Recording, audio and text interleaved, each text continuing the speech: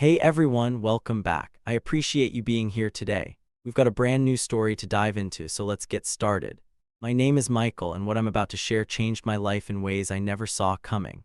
But to really understand how it all unraveled, we need to go back to the beginning. I first met Sophia in high school. Back then, we were just friends, sitting together in class sometimes, joking around like teenagers do.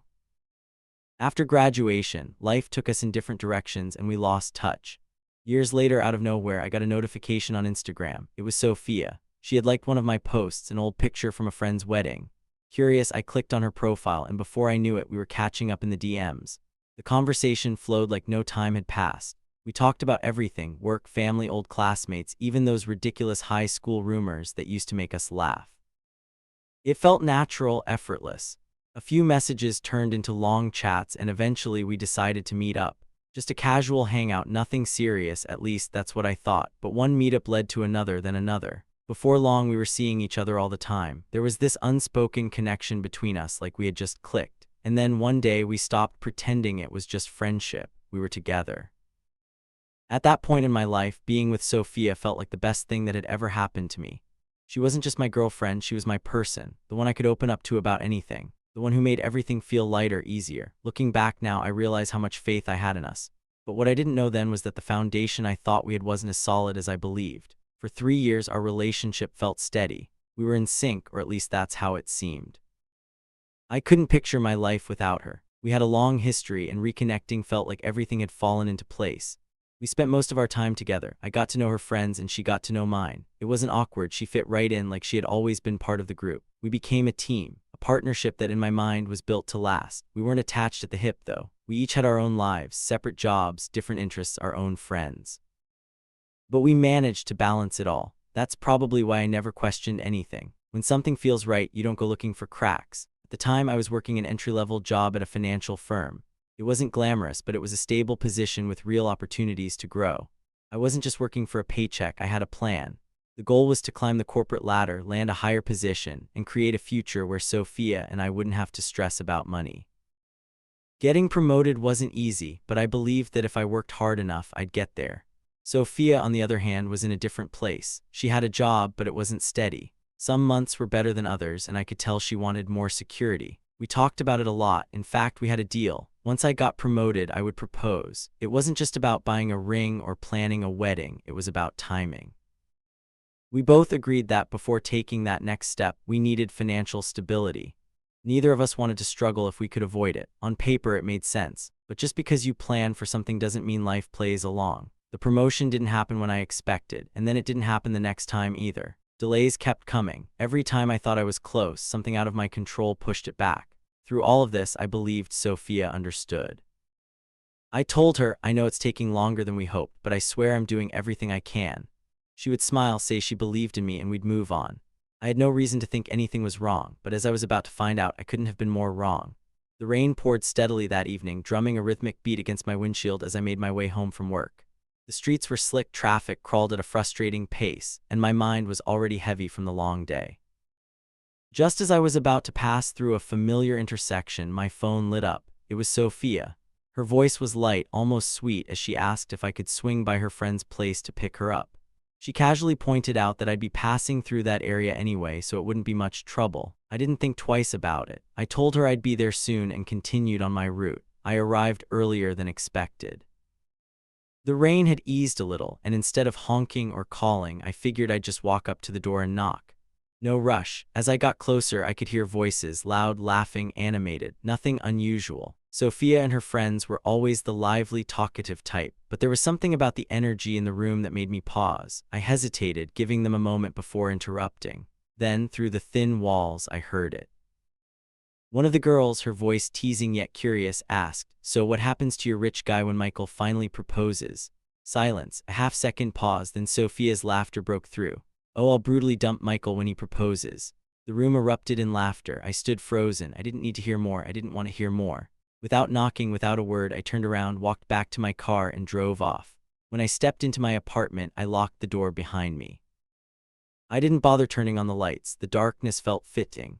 My clothes clung to my skin, damp and cold from the rain, but I didn't care enough to change. Instead, I sank onto the couch, staring at nothing. My mind unraveled every moment I'd spent with Sophia. Every time she had looked me in the eyes and told me she loved me. Had it all been a lie? My thoughts kept circling back to him, the rich guy. How long had he been in the picture? Was he a recent addition, or had he been there all along? Had I just been a backup plan, a safety net in case things with him didn't work out? The realization made my stomach twist. Had I ever been her first choice? Memories started piecing themselves together in a way they never had before. The way she always put her phone on airplane mode when she was with me. I had never questioned it. She always said it was because she wanted to focus on us, that she didn't want any distractions. And I believed her. But now it was obvious. It had never been about me. She was hiding him. I reached for my phone and powered it off. No calls, no texts, no explanations, just silent. Sophia never showed up that night. Maybe she was annoyed that I hadn't picked her up. Maybe she just stayed at her friend's place. Either way, I didn't hear from her. The next morning, I woke up knowing exactly what I needed to do. I went about my day like it was any other, showered, got dressed, grabbed my keys, walked out the door. I wasn't about to be that guy, the one who sat around, drowning in heartbreak over someone who had been playing him for who knows how long. Work was the same as always. Emails, meetings, spreadsheets, things that normally felt tedious but today served as a welcome distraction. Hours passed, and out of habit, I checked my phone occasionally. Nothing, no missed calls, no messages from Sophia. Not even a simple "Hey, are you okay?" or "Why didn't you pick me up?" She didn't care that I had gone completely silent on her. And honestly, I was fine with that. But then out of nowhere, my phone buzzed. It was Sophia. It was one of her friends. She sat there and laughed. When Sophia made that comment last night, she laughed. I picked up, already knowing this conversation wasn't going to lead anywhere good. The second I said hello, she came in hot, her voice sharp, full of attitude. "Why are you hurting Sophia for no reason? No greeting, no small talk." Just straight to the accusation, like I was the villain in all of this. I took a deep breath, keeping my voice steady, but I didn't hold back. "No reason," I repeated, my voice cold and steady. "How long have you known Sophia had someone else?" Silence. That was all I got in response. Nothing but dead air, the kind that speaks louder than words. She didn't know what to say, didn't know how to spin it. And in that moment, I knew they all knew. Every single one of them had watched me play the devoted boyfriend, treating Sophia like she was the only woman in the world, all while they laughed behind my back, fully aware of the truth. My voice was calm, clear, deliberate. "You all act nice to me, but you knew." I let the words sink in. "You knew she was cheating, you knew she was using me, and none of you said a damn thing." There was nothing left to discuss. I ended the call before she could fumble through some half-hearted excuse, unwilling to hear her stammer through a weak defense. Exhaling slowly, I set my phone down. I wasn't an idiot. I knew exactly what was coming next. The second that call ended, she'd run straight to Sophia. And the moment Sophia found out, I knew she'd panic. My phone would start lighting up any minute now, desperate attempts to explain, to twist the narrative. And just like that, she wasted no time.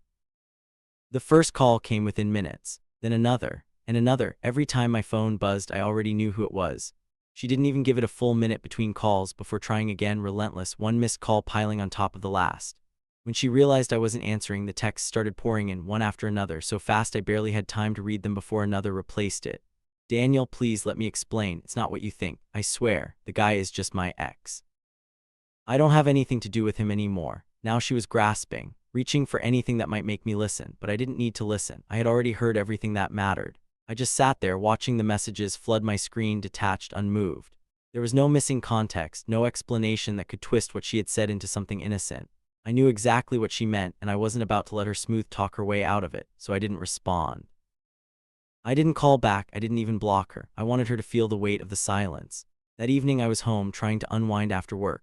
I had barely kicked off my shoes and settled onto the couch when the sharp buzz of the intercom shattered the quiet. I didn't even need to check. I already knew who it was. For a few seconds I just stared at it, debating whether to answer. But curiosity got the better of me. I finally got up, pressed the button, and checked the feed. And there she was, Sophia. Even through the grainy screen I could see the desperation on her face. Then her voice came through, trembling, frantic. "Michael, please open the door, let me talk to you." She banged on the door, her voice cracking mid-sentence. I didn't say a word, I just watched. Her hands wiped at her face, her sleeves damp with tears. Her breath hitched between words as she pleaded. "Please, I swear I'm not with him. It was just a joke. I love you." Her voice was raw, like she had been crying long before she even got here. But none of it moved me. I pressed the intercom button, my voice calm but firm. "Go be with him." I paused. "I'm not proposing. I'm not marrying you." Silence. A long, painful pause where she just stood there, staring at the intercom like she hadn't really heard me. Then finally a choked sob, and the begging started all over again. She swore on everything she could think of. She pleaded, she promised, but I didn't budge. I had spent years loving her, years trusting her, and in one careless moment she had shattered all of it. She stayed there for hours, knocking, crying, whispering my name into the intercom like she could somehow undo what had already been done. But eventually she must have realized I wasn't going to give in. Her voice grew weaker, her knocks less frequent, until finally she was gone. I didn't watch her leave. I didn't need to. I just sat back down, listening to the silence she left behind. I never reached out to Sophia again. There was nothing left to say. She had made her choices, and I had made mine. I imagine at some point she had to sit in front of her parents and explain. Explain why the guy they had known for years, the one they probably thought would be their future son-in-law, had suddenly disappeared from her life. But that wasn't my problem anymore. That part of my life was over, and I had no intention of looking back. What could she even say to them? That she got caught laughing about how she planned to use me. That while I was breaking my back to build a future for us, she had another man lined up just in case. No matter how she tried to spin it, there was no version of the story that made her look good. But that wasn't my problem. She made her choices, and now she had to sit with them. For once, she couldn't talk, beg, or cry her way out of the consequences. I won't lie, this whole thing messed me up for a while. You spend years with someone, convinced you're building something real, only to find out they never saw it the same way. That kind of betrayal sticks with you. It's a tough pill to swallow, but I've had time to think. And if there's anything I've taken away from this, it's a few hard-learned lessons that I hope someone out there can use. Lesson 1. Pay attention to who they are when they think you're not watching. It's easy to believe someone when they look you in the eye and tell you exactly what you want to hear. It's easy to be reassured by the I love yous, the sweet words, the smiles. But when they don't know you're listening, that's when the truth comes out. That's when you see their real character. If I hadn't overheard that conversation, I would have proposed to Sophia, completely blind to what was actually happening. I would have walked into that moment thinking she was just as committed to me as I was to her. But reality doesn't care about feelings. And no matter how much you love someone, the truth always finds its way to the surface. Lesson 2. Time means nothing without loyalty and honesty. A relationship isn't valuable just because it's lasted a long time. 3 years with the wrong person won't magically turn them into the right one. It's not about the number of years, it's about the foundation those years are built on. And if that foundation is built on lies, selfishness, or hidden agendas, it's only a matter of time before it crumbles. I used to think that because Sophia and I had history, it meant we had something strong. But history means nothing without trust. Loyalty is what makes a relationship solid, and when that's missing, time doesn't matter. Lesson 3. If someone does value your effort, they don't deserve your commitment. I worked hard. I wasn't rich, but I had ambition. I had a plan. I was making sacrifices to build a stable future for us, and none of it mattered to Sophia. She wanted more. And instead of being honest about it, she played along, just waiting for a better option to come along. But love isn't about keeping someone around as a backup plan. It's about standing beside the person you believe in and building something together. And if they don't see your value now, they never really will. So if you're in a relationship, don't just listen to what they say. Watch how they act when they think no one's paying attention.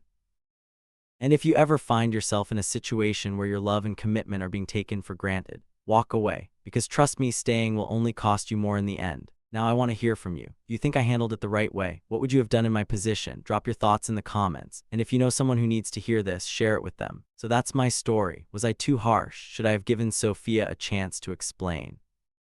Or did I do the right thing by walking away? Believe me, I've replayed it in my head 1,000 times.